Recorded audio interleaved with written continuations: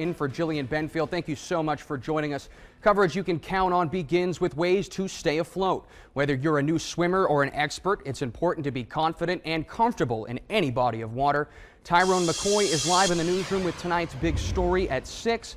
Tyrone, we've already had several water accidents this year in Richmond County. That's right, Mike. There have been 2 drowning deaths this year, one in Hephzibah Pool and the other in the Augusta Canal. But the 2 bodies of water are extremely different, and those differences could mean life or death for a swimmer.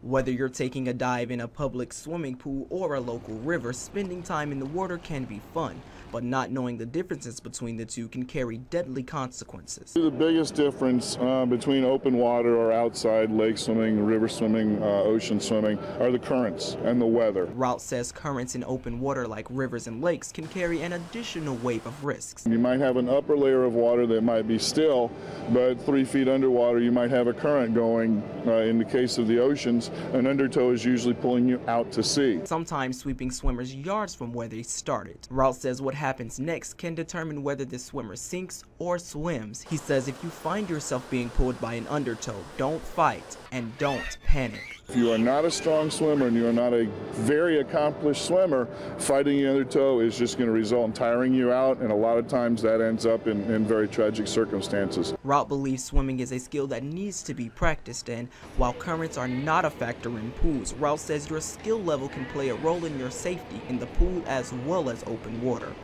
In reality, if you cannot tread water for at least 30 minutes and you cannot swim 800 yards, 800 meters, approximately a half a mile straight, you're not really an accomplished swimmer. Now, Route says swimming lessons at one of the local pools can ensure that you have the know-how to keep yourself safe and calm in either body of water this summer. In the newsroom, I'm Tyrone McCoy, WJBF News Channel 6.